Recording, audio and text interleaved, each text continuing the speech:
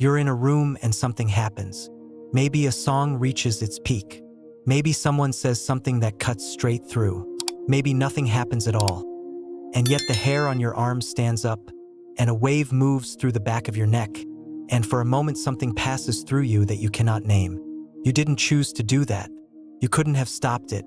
Something inside you responded before you had time to think. This happens to every human alive. It has happened to you your entire life.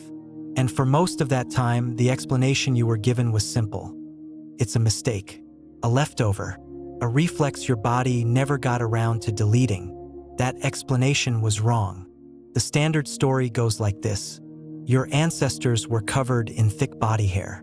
When they were cold, their hair would stand on end, trapping warm air close to the skin, creating insulation. When they were threatened, the same hair would puff up, making them appear larger and more dangerous. You can still see this in cats. A frightened cat looks twice its normal size. Porcupine fans its quills. A chimpanzee bristles before a charge. Humans lost most of that body hair somewhere between 2 and 3 million years ago. But the reflex that raised it stayed. The tiny muscles attached to each hair follicle, the arrector pili, are still there. They still contract when your sympathetic nervous system fires. They just don't do anything useful anymore. The hairs are too fine to trap warmth. The effect is too small to threaten anyone. This is what biologists call a vestigial trait, an evolutionary remnant, like the coccyx at the base of your spine or the faint muscles behind your ears that your ancestors once used to swivel toward sound. Your body kept the hardware but forgot the purpose. That was the consensus for over a century. Then in 2020, a team at Harvard looked at those forgotten little muscles more carefully and found something no one expected. Ya-Chieh Hsu and her team at Harvard University published a study in the journal Cell in 2020 that was ostensibly about hair growth. But what they found changes how you think about goosebumps entirely. The arrector pili muscles, the ones that produce goosebumps, are not vestigial. They are not dead machinery kept around by evolutionary inertia. They are active participants in one of the most important processes happening inside your skin right now.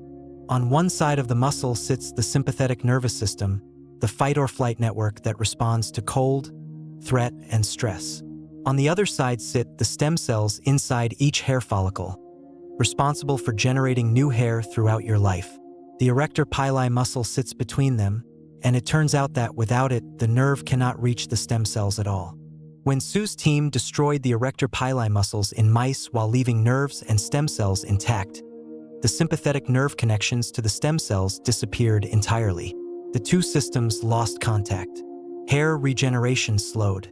The muscle, it turned out, was the bridge, the physical scaffold that holds the nerve in position close enough to deliver its signal directly to the living tissue of the skin.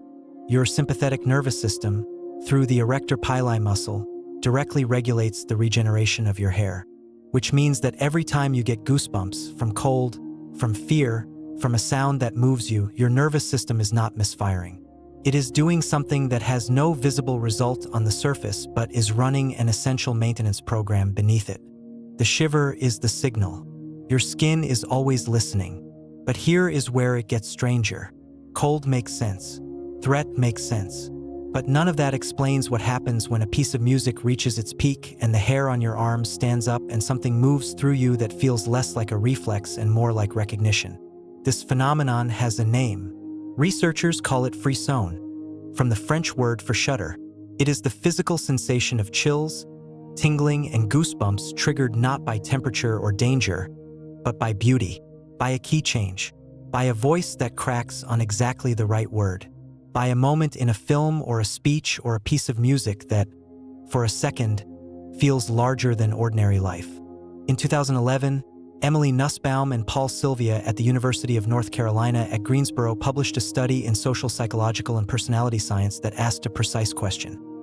Who experiences frisson and what does it say about them? They had 100 participants listen to musical pieces selected for their ability to trigger chills. They measured the response through self-report and through galvanic skin response, the electrical changes in the skin that accompany goosebumps. The strongest predictor of frisson was not musical training, not age, not how much a person loved music. It was openness to experience, one of the 5 core dimensions of human personality. People high in openness are more curious, more imaginative, more comfortable holding uncertainty and complexity at the same time. And they were dramatically more likely to feel their skin respond when the music reached them. Nusbaum and Silvia concluded that frisson is not just a reflex. It is a readout. The body is reporting something about the quality of attention the person brings to the world, about how much they are allowing in, rather than keeping at a careful distance. Your goosebumps are a measure of how open you are. This is the program running inside you right now. Think about the last time it happened.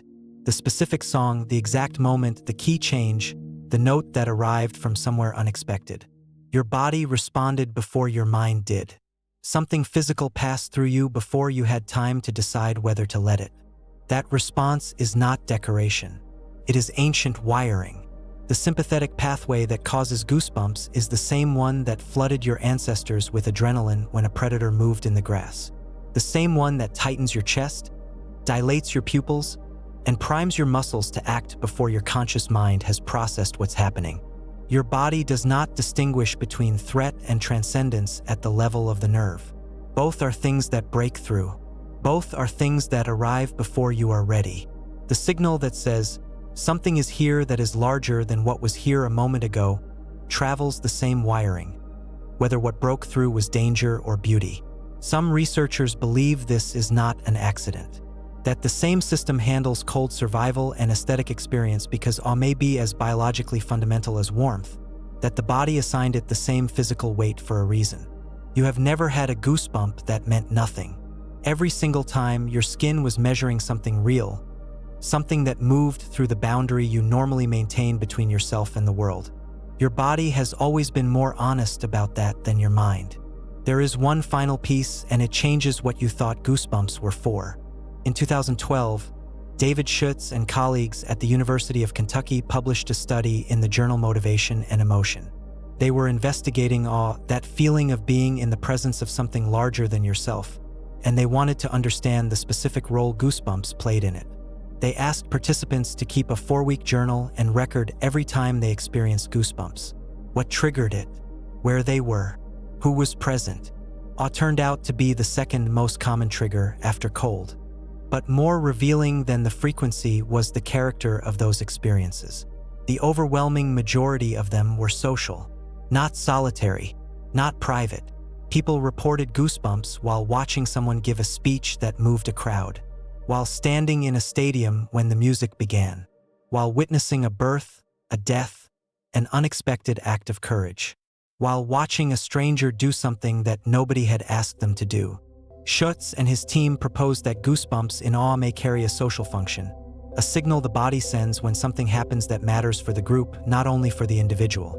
A moment that reorganizes who is in the room and what they share. The same reflex that once made your ancestors appear larger to a predator may have been recruited, across millions of years, for a completely different purpose. To mark the moments when a group of humans felt something at exactly the same time. To tell you, this is one of those moments. Pay attention. Your goosebumps were never an error.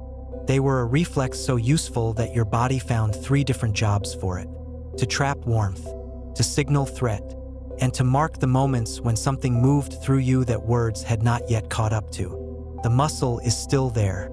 The nerve is still connected to the living tissue of your skin. And the signal still fires, whether the trigger is a cold wind, a piece of music, or a room full of people feeling something at the same time. Your body has always known things your mind was still working out. The next time the hair on your arms stands up and nothing visible is there. Something was there. Something crossed through. Your skin was the first part of you to notice. It always is.